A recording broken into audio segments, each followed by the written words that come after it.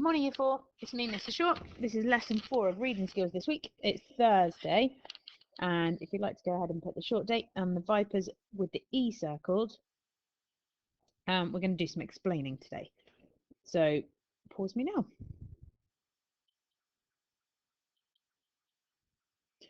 Okay, great. So you might have had a go at the question on the right. If you haven't, let's go through it now.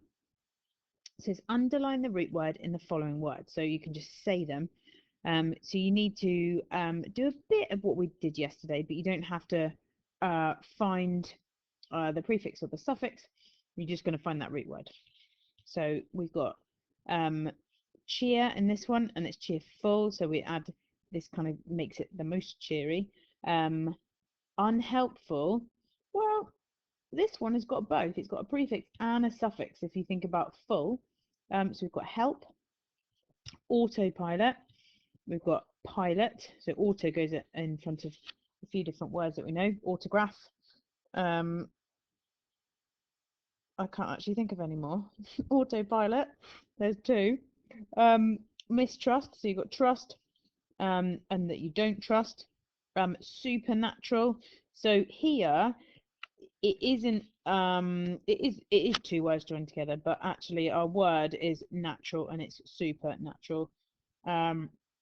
So super is our prefix, and then disappear. So appear is our root word, and dis is the prefix. Well done if you got those. Let's carry on. So we've jumped to day 22. So a few days have passed since the last diary entry. And today we're going to explain a few things. So we've only got 2 questions, but we're going to use a bit longer sentences and try and do a bit of explaining about our text. So I'll read the question first. Explain how you feel about the 2 different groups of people after reading these 2 pages. So I would like you to talk about the smugglers, so Kitty's crew, and Mr. Duggan and the excisemen, so the bad guys in her eyes. Okay, so I'll read you these 2 pages, and then you're going to think about how you feel about them. So really, again, there's no wrong answer. It's just a feeling that you get from what the author has kind of written. Okay, day 22. Just got back from my uncle's cottage over by Hangman's Cove. There'd be no point in bringing in cargo to Minnock itself, where Mr. Duggan, the exciseman, with his offices on the harbour over at Fowl, can walk right down to the water's edge and position his soldiers along the shoreline. No, my father and his companions need to bring in the tax-free, duty-free, excise-free goods into a cove surrounded by craggy cliffs near impossible to climb down, and which any greedy, snooping exciseman imagines to be too steep and difficult for smugglers to climb up. Little do they know, they are as much in the dark as a blindfolded mole. There is a cave down on the beach of Hangman's Cove, its entrance well hid by boulders, which has a passageway through the rocks which leads up to the cliff top, by which the smugglers come and go. This be ideal for moving contraband by moonlight. So contraband is goods imported or exported, brought in or taken out of the country illegally. So where you don't pay. So contraband is where you haven't paid your taxes. But she said there's a little tunnel, so somewhere, possibly there. Okay, or they go in here. But somewhere where it's pretty much thought to be impossible to get up and down. So now in your book, can you give me, you can start with these sentences, the smugglers and Mr. Duggan and the excisemen, and just give me an opinion on what you think about them. So from this, put yourself in the position of the excisemen, really. What does Kitty tell you about these smugglers and what they do, and so therefore what do you think about them? Because over here it talks about my father and his companions need to bring in the tax-free, duty-free, excise-free goods. So what do you think about those people, and that how when she's told you how tricky this is and the planning that's gone into it, what do you think about those smugglers? And also, what do you think about Mr. Duggan and the excisemen? And obviously you only get one opinion here, one point of view, which is from Kitty. But what do you think about the excisemen? The way she talks about them. Okay, so she talks about her father and his group of men being quite smart. What does it make you think about the excisemen? Okay, have a pause now and then we'll go on to the second and final question. Okay.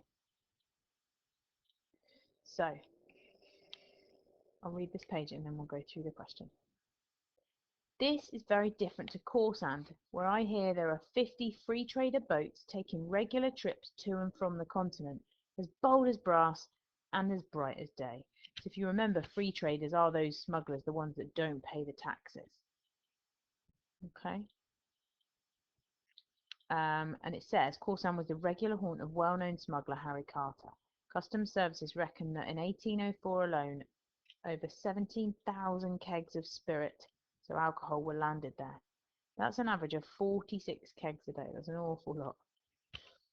And then she's talking. Today, however, there was nothing to see but a few seals. Come breeding time, they'll rest upon the beach. But today, with winter come, I only glimpsed a few out at sea. Their bobbing smooth grey heads like floating cannonballs. But they looked at me and I looked at them. And we each knew that this is where we all belong. Great. So, your question then. Again, I want you to think about it and try and get something from the text to help you explain. And it says, explain how this page helps you feel that Kitty is knowledgeable about the local area. So find a bit of information or bits of information that tell you that she knows what she's talking about. What bit of writing here that she says, because it's her words, makes you quite confident that she knows her stuff. So pause me and write it down.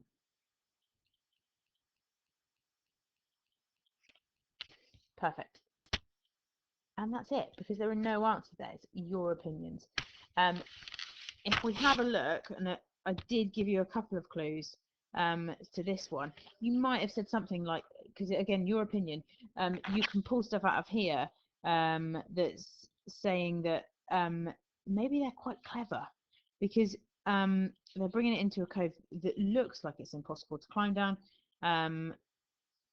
and which any greedy snooping exciseman imagines to be too steep and difficult for smugglers. So they're trying to get one up on the excisemen. They're being smart and they're considering where they're gonna land their goods.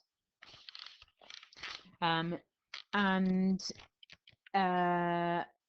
the excisemen, they're saying that they're greedy snooping, and actually they don't know anything because they're as much in the dark as a blindfolded mole. So maybe you're saying that maybe they're a bit stupid that they can't tell that there's a secret passage, or they won't guess that the smugglers will try and get it in there, that they won't think the smugglers are that smart. So maybe you've put the excisemen don't think that they're clever, but actually they are. So they've underestimated them a little bit.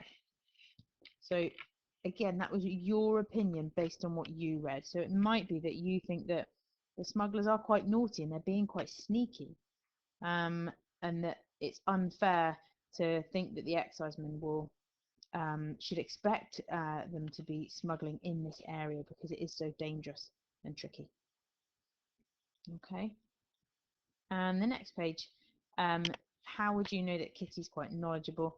Well, anything that you say really that says that she knows about Cornwall, she knows about the history, and she knows about the seals, so she knows what she's talking about. She's a knowledgeable girl, and she obviously picks up on lots of things that she hears, but also we know that she can read, so she knows lots and lots of facts, either through reading or hearing and hanging out with those villagers.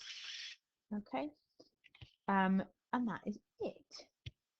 Completely then, I just want you to consider what we've read so far and who that writer, the writer of this book, wants you to like or dislike, and how they managed to do that. So already you might not like those excisemen. It might be from that picture that was drawn, I think probably in lesson 1, where they look quite grumpy. The other picture of I think it was Kitty's brother, they looked happy. So the smugglers, the people, the villagers, look happy, and the excisemen and the soldiers look grumpy. So does that make a difference to how you view the different groups of people in the story? Just consider that. And then no reading skills tomorrow, and Mr. Smith will be back with lesson 5 on Monday. Have a great rest of your day and a brilliant weekend, and I will see you all soon. Take care, everyone.